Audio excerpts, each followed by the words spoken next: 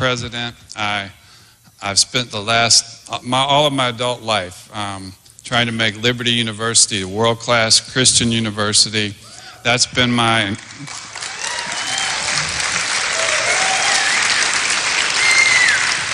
And we spent many years, the 80s and the 90s, just struggling to survive. It was, one payroll after another was a struggle.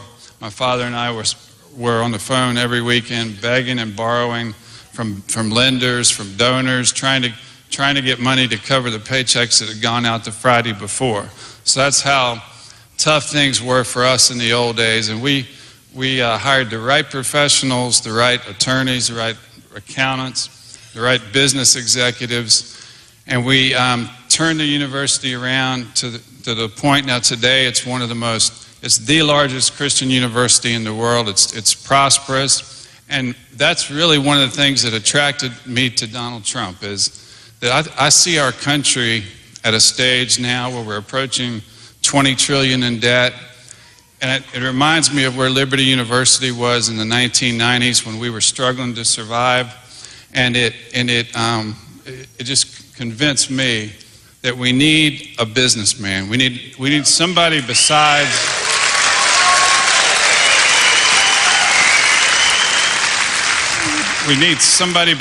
a career politician, somebody who's been in the real world, who's turned businesses around. Because I saw it happen at Liberty University, and I see the wonderful things that are happening there now because of those good business decisions. And it wasn't the people who shared our faith that we brought in to turn Liberty University around. It's just like when you have a sick child, you look for the best doctor you can find. It may not be a doctor who goes to your church, but it's the one who has the most experience with that particular illness, and that's what we did with professionals at Liberty. My father was criticized in the late 70s, early 80s because he supported Ronald Reagan, a Hollywood actor who had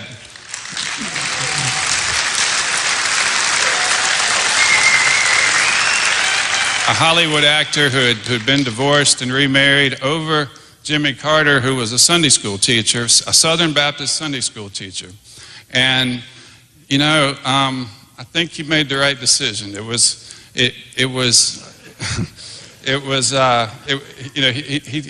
explained that when he went in the voting booth, he wasn't trying to elect a Sunday school teacher or a pastor or even somebody who shared his theological beliefs. He was trying to elect the most qualified person to be the President of the United States. And so we know Jimmy Carter was a great Sunday school teacher, but look how he did as president. So I'm not saying that you can't, it always works that way, but I really believe Donald Trump is uniquely qualified to run this country, and I'm proud to be endorsing him.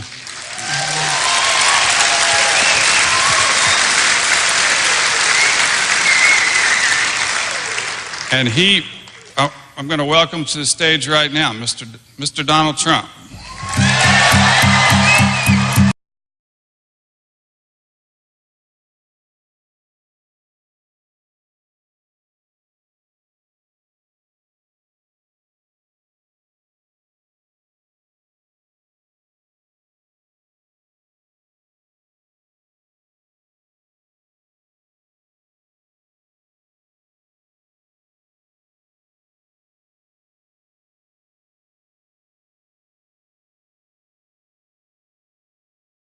Very much. Wow. Nice crowd, huh? Great crowd.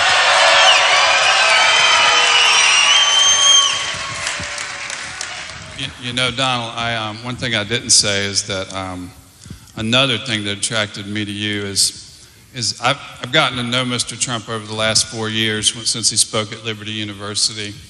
And there's some things about him that most people don't know that I found out on the sly. He didn't tell me any of this because he doesn't brag, but he... See? Well, he doesn't brag about the types of things I'm going to tell you. I'll give you some examples. His limousine broke down on a deserted highway outside New York.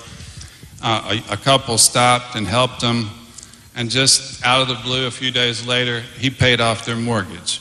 Another.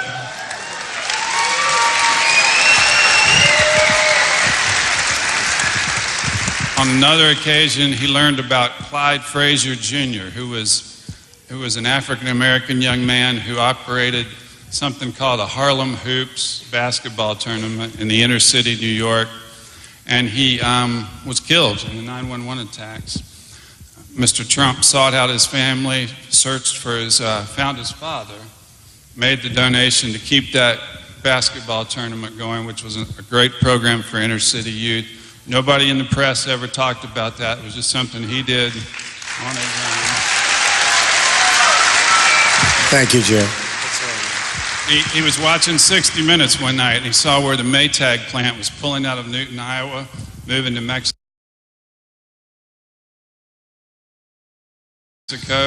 and he heard about 3 businesses that were going to lose their businesses because of that move, and he searched them out. He found ways for his hotels in Chicago to buy supplies from those businesses to keep the businesses in business, and there's story after story, like when he visited Liberty.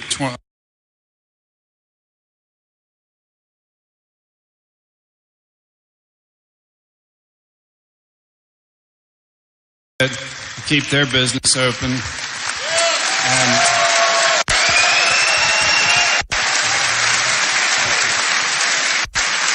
and there's story after story, like when he visited Liberty 4 years ago. I told him about a need at a large Christian ministry in another state, and found out a few days later that said Liberty University, politically incorrect, somebody not connected with Liberty.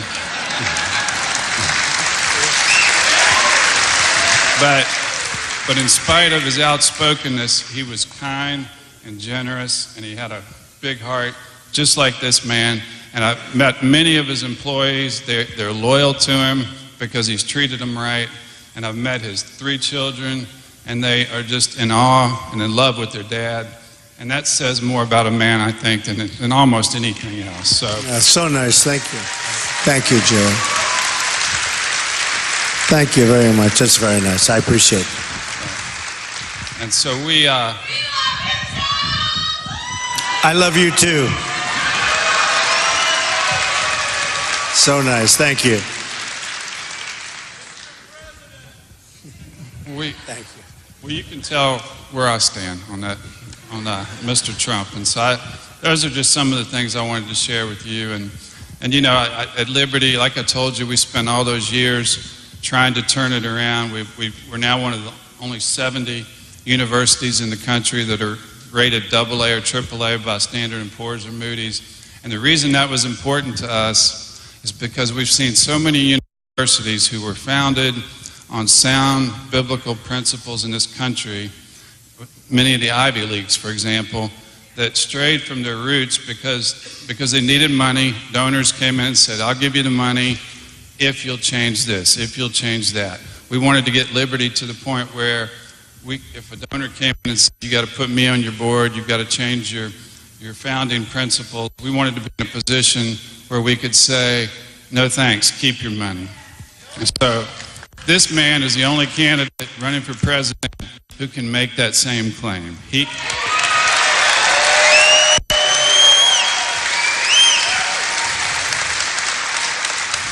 cannot be bought, and I love that about it. And so that's my introduction.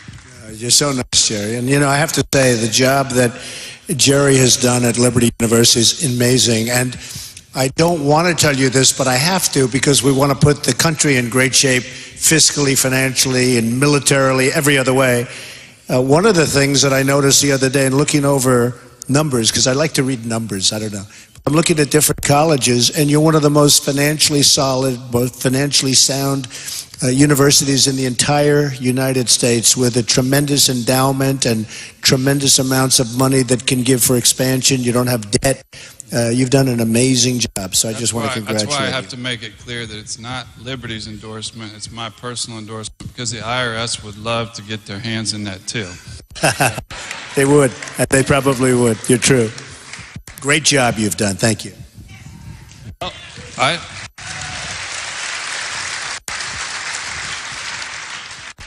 let's just discuss whatever is most important to you. I mean, what motivated you to run for president? You've got every reason in the world not to run, not to step out and to face that type of scrutiny and just the vicious attacks that your family would have to endure, but you're doing it for your country. And I think it'd be good to hear your motivations. Well, it is vicious. It's hard. I've always heard, Jerry, that over the years that if you're a very successful person, you can't run for office, especially for president. And I just said, I just saw what was happening with the country. I was just so disappointed. You look at what's going on. We have $19 trillion in debt. Now with this horrible deal that was made 2 weeks ago on the budget, we're going to pick up another $2 trillion. I mean, it's just absolutely crazy what's going on. You look at this horrible, horrible Iran deal where we paid $150 billion. We got nothing. We had the hostages, and then they went after our sailors, our 10 sailors, and they held them at gunpoint. They're sitting on their knees in a begging position. And you just see so many different things going on with the country. And, before that, you look at the border. Look at the border. We're going to build a wall, folks. We're going to build a wall. Look at that. We're going to build a wall. And I could do this. Now, who's going to pay for the wall? It's true. Actually, it's true. And I love Mexico, and I love the people of Mexico, but the leaders are too smart for our leaders, Jerry. And what's going on with trade deficits with Mexico and with China. I mean, China, you're talking about hundreds of billions of dollars a year in deficits with China and Japan and everybody. Everybody is beating the United States. We used to win. We don't win anymore. We don't win. When was the last time? We don't win on trade. We don't win militarily. We don't beat ISIS. I shouldn't say this in front of Jerry because he's such a quality person, but he knows about winning as much as anybody. We will beat ISIS very quickly, folks. We can't let this go on. We can't let it go on.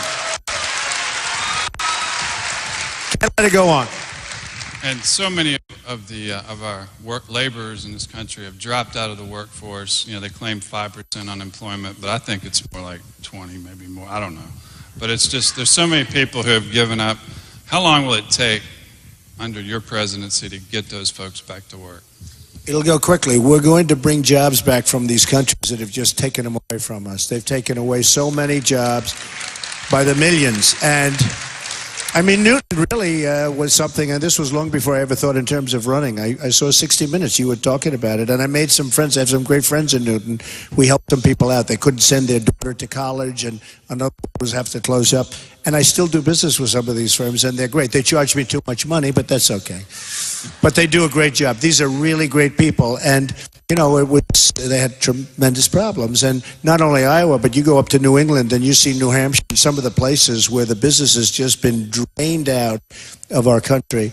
And we're going to bring those jobs back. We're going to bring them back big league. And, I look forward to the day where Apple, as an example, is making their machinery, whichever it is, whether it's the iPads or anything else, they're going to make them in this country. They're not going to make them in China. Why not? That's what we should be doing. So we're going to get it going back, Jerry. We're going to reverse it. I saw President Obama negotiate with the mullahs in Iran, and the deal that he came back with was, I just can't imagine how different that deal would be if it had been Donald Trump negotiating that deal. And by the time you take office, they will have $150 billion. They're the largest state sponsor of terrorism in the world. What do we do about that? So it was one of the worst deals I've ever seen negotiated of any type, not only just between countries, just the whole concept of the deal. We were so weak and so pathetic. They did not read the art of the deal, by the way, but so sad. We were being taunted. We were being laughed at. And Jerry and I were talking backstage. I love Fox. I think Fox is perfect, but Fox was taunting me a little bit. And I said, look, I'm not going to do the debate. I wanted to do the debate so badly. I'm not going to do the debate. I didn't do the debate. It didn't do well. I opened up something else. We raised $6 million in 1 hour.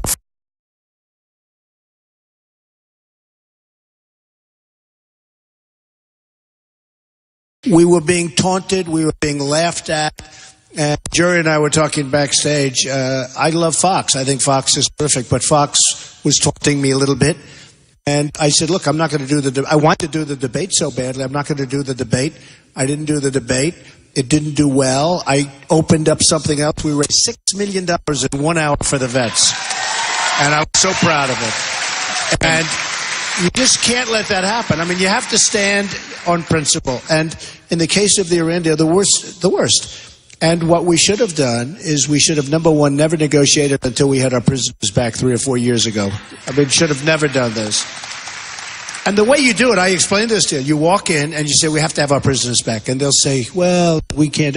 I say, we have to have it back. They'll say, no, you leave. Then you double up the sanctions. And within 48 hours, they will call you and they'll say, take your prisoners. You've got them. Okay.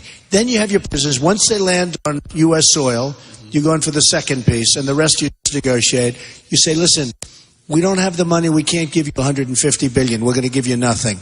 They're going to get angry. You're going to leave. You're going to come back. Okay. And then you start negotiating the deal. Giving $150 billion, and Jerry, you've seen where that's been spent. They're buying Airbuses. They just ordered 118 Airbus planes. They didn't order Boeing. They're buying stuff all over Europe, buying missiles from Russia. They're spending all of that money in every place but the United States. And then the worst, I mean, possibly the worst thing was about a week ago, I saw Secretary Kerry talking about the fact that essentially he's saying he expects some of that money to be spent on terror. You saw it. And I couldn't believe it. Did you see that? I mean, can you imagine? He said, no, I haven't seen it yet. But we expect that money will be spent on terror. I'm saying, then what did you make the deal for? So it was an incredible, horrible thing that I've never seen. And, you know, if you think about it, one of the greatest deals I've ever seen. And then about 2 weeks ago, I started saying, but maybe the best deal is, you know what else they're getting? They're getting Iraq. And Iraq has the second largest oil reserves in the world. So they not only got the $150 billion, which is peanuts and a great deal, where they self-police. They have 24 days. Think of that one, Jerry. You have 24 days to say you're not building. And the clock doesn't start ticking for a long time, so it's much more than that. But in addition to that, forget that, the greatest deal maybe ever made. We knocked out Iraq, and they're going to take over Iraq. I mean, they've already essentially taken it over. Iraq doesn't do anything without them. So they're taking over Iraq with the second largest oil reserves. So if you look at it, they have Iraq, they're going to have Yemen, they're going to have Syria. And you know, when they have Yemen, they have that nice long border, that long, beautiful border along Saudi Arabia. That's where they want to go. They want to take over Saudi Arabia. So these people, they have done some dealing. And the problem that we have is we have a military.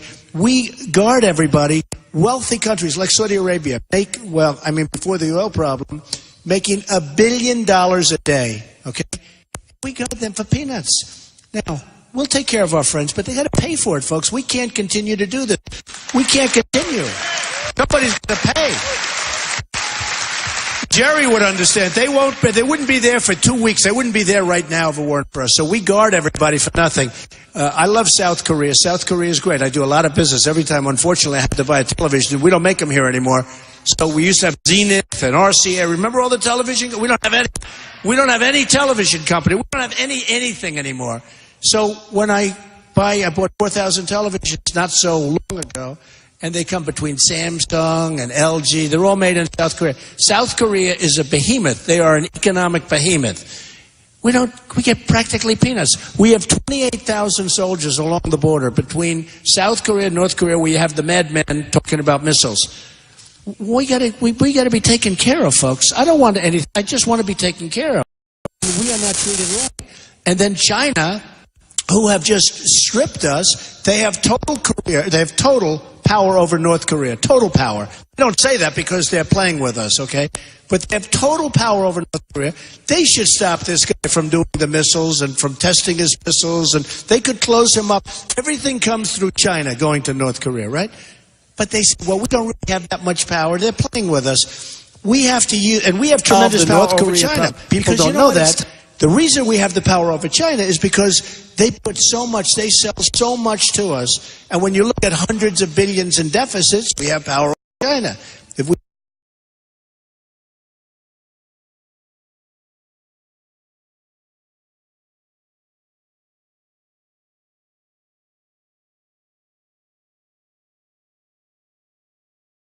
$6 million, and I'd like them to come out Great. And receive the check.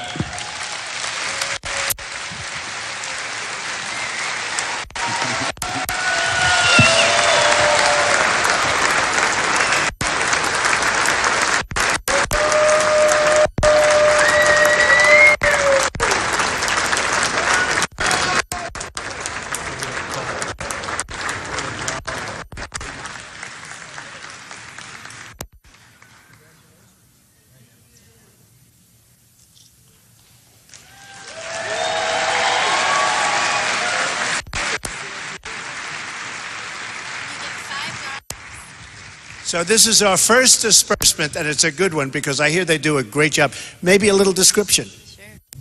Hi, everybody. Thanks for coming tonight. We are the Puppy Jake Foundation. We started in 2013.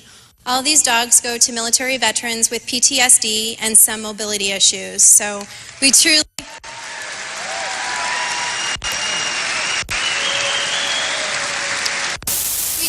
appreciate these funds, and with $100,000 we'll be able to raise 5 dogs, so we truly are honored to have this money.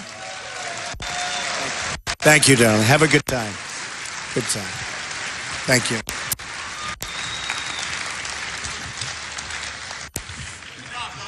Thank you.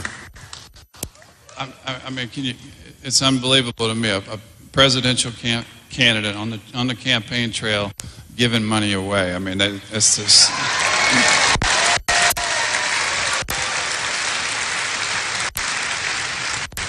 My father gave away so many scholarships, he almost bankrupted our school because he wanted to help others, and my mom didn't even let him have the family checkbook, because if she did, there wouldn't have been any money left to pay our bills. So that's another way that my father and Donald Trump remind me of each other, and it's just that's just something I just wanted to share that most people didn't see, and it's something I'm proud to support and proud to be part of. But thank you. Well, thank you, Jerry. And I have to say that it was such a great evening, and Carl Icahn gave $500,000, and Phil Ruffin, a friend of mine, gave $1 million.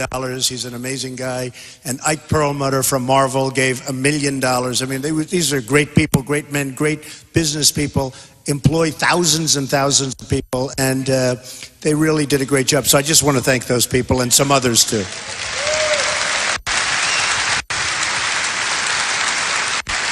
You know, 60% of Republicans say that Republicans in Washington, D.C. have betrayed them. And that's what's caused the upheaval in the campaign, in my opinion. And I just want to hear your thoughts on that. How do we get them to do what they said they were going to do when they were running for office? Well, I'll tell you what, it's an incredible thing, because I watch, whether it's in Iowa or any other place, people go and they get elected and they go to Congress and they're smart and they're tough and they're sharp and they're going to stop Obamacare and repeal it and replace it with something much better, and they're going to do all of these things. They're not going to let the Syrians come in. We have to help people out, but we don't know where these people, nobody knows anything about them, and you look at what's going on, and it's a horror show and all of these things, and then they get to Congress, but they don't do anything. And I always say they stand in the halls, those magnificent halls with the big marble columns and the angels on the ceiling, right? Mm-hmm. The beautiful, and they say, darling, we finally made it. And you know what? They raise their hand for Obamacare instead of repealing and replacing with something good. And they do all these things that they weren't supposed to do. And that won't happen with me, Jerry, I promise. Believe me. Not going to happen.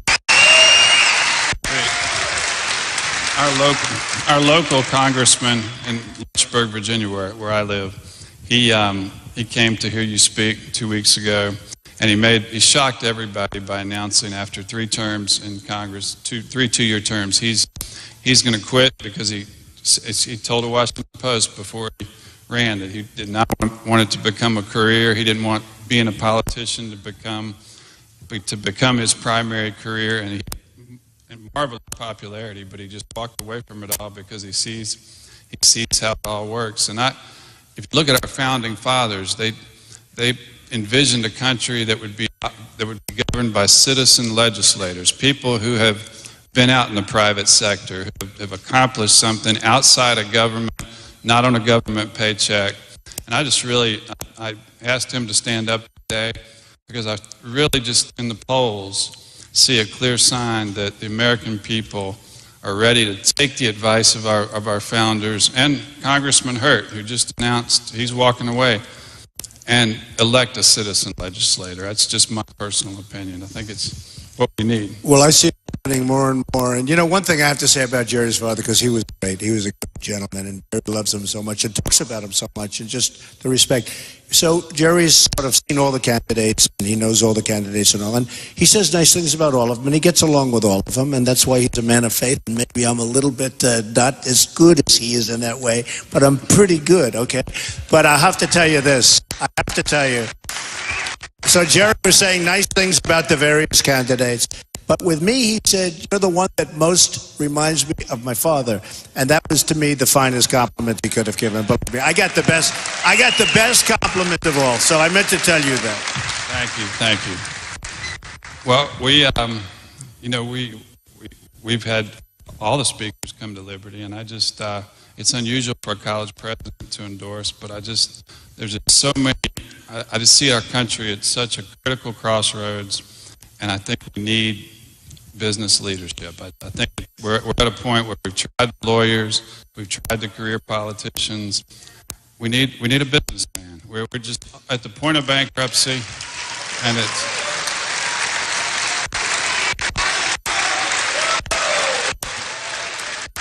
And you know, I might have mentioned this earlier, but the intelligence community says that there's no question in their mind that ISIS will infiltrate the refugees that are coming here and going to Europe.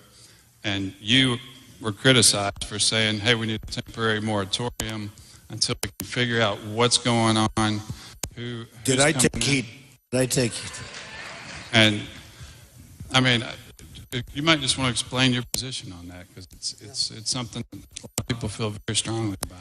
You know, it's interesting. So this whole journey started, Jerry, on June 16th when I came down the escalator, and I said, in Trump Tower, and I just took a deep breath, because I've never done this before. I'm not a politician, and I guess I am now a little bit, but I refuse to say that. And I came down with my wife, and we came down, and I said, you know what, we have to do this, because it's just what's going on is so bad in our country, and you see it maybe as well as I do, as well as anybody. And I said, come on. And I took a deep breath. I went down, and it was like the Academy Awards in Trump. You never saw so many cameras. It was unbelievable.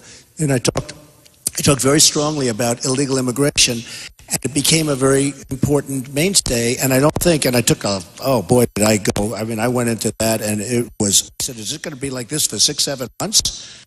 Because nobody's ever seen anything like what I was going through with the press. Rush Limbaugh said he's received more incoming than any human being I've ever seen. And then it turned out I was right, because there was tremendous crime, tremendous problems, tremendous everything from all over, and it was hurting us economically, and it was like the border was just a sieve. People just coming in like ridiculous. And so what happened is we took a very strong stand on it. And everybody started coming to me, all the other candidates, and they all said, in fact, the other day I heard somebody say, we must build a wall. I said, where did that come from? My wife actually said, I won't even tell you who it was, but my wife said, darling, he just said build a wall. That's the first time I've heard that, and she watches every one of these things. And we have to build a wall. We need borders. You don't have a country without borders. And thank you. And and by the way, we want people to come into our country. We don't want to we want people. They have to come in legally. They have to come in legally. They go through a process, and they come in legally.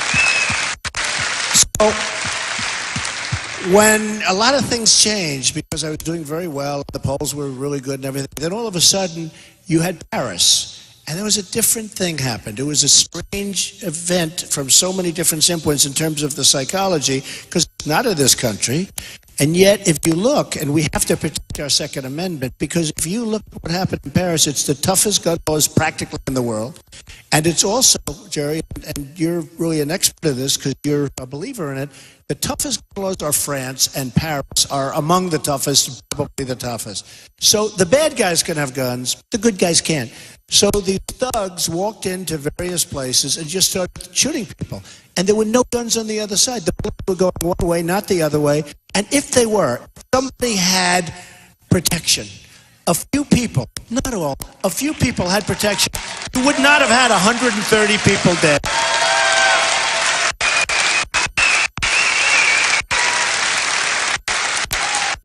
You wouldn't have had your 130 people dead. And by the way, many, many people going to die from that. They're so horribly wounded and their lives are destroyed.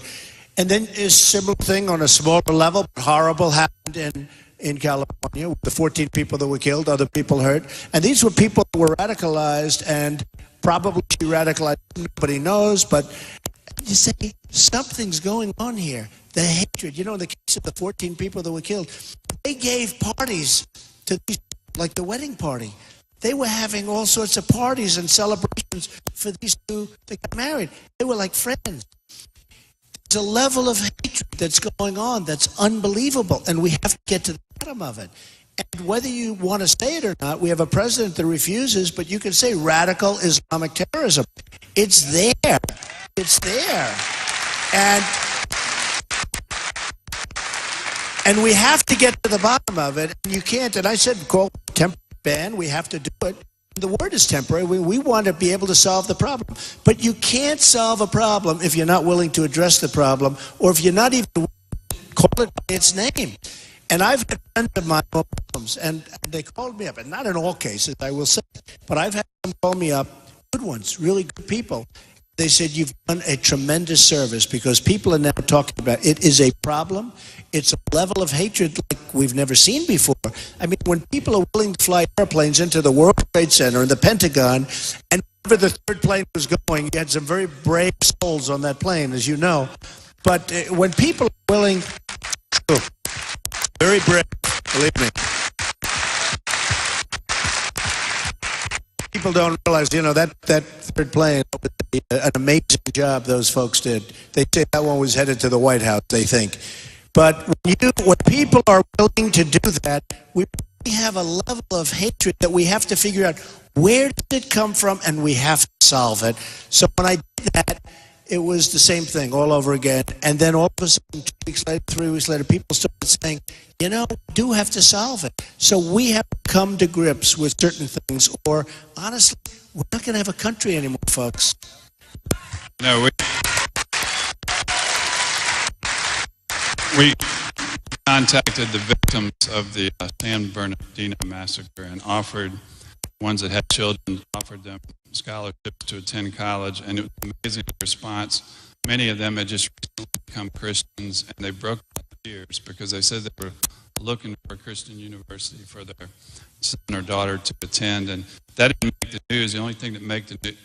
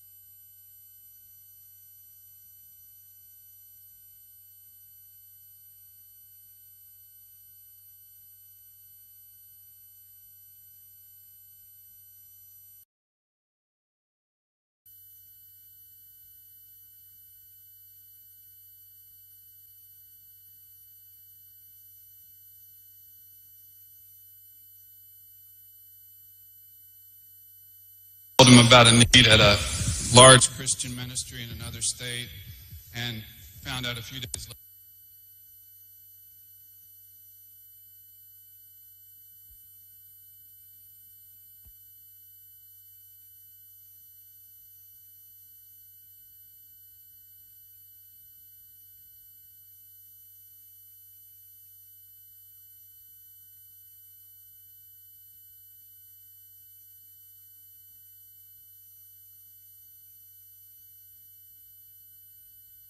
Mr. Trump. And so those are just some of the things I wanted to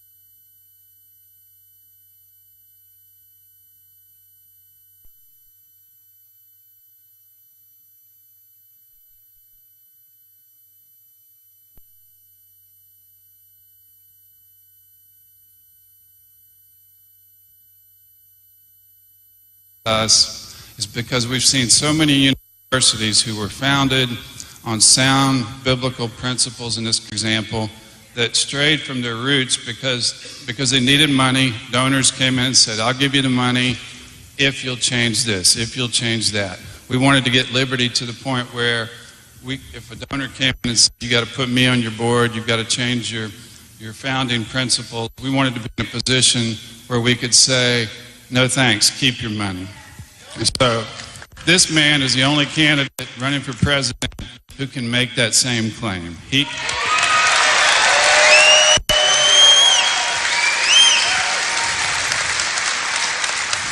cannot be bought, and I love that about it. And so that's my introduction. You're so nice, Jerry. And, you know, I have to say the job that Jerry has done at Liberty University is amazing. And I don't want to tell you this, but I have to, because we want to put the country in great shape fiscally, financially, and militarily, every other way. One of the things that I noticed the other day in looking over numbers, because I like to read numbers, I don't know. I'm looking at different colleges, and you're one of the most financially solid, both financially sound universities in the entire United States, with a tremendous endowment and tremendous amounts of money that can give for expansion. You don't have debt. You've done an amazing job, so I just want to congratulate you. That's why I have to make it clear that it's not Liberty's endorsement, it's my personal endorsement, because the IRS would love to get their hands in that too. They would, and they probably would. You're true. Great job you've done. Thank you. Well,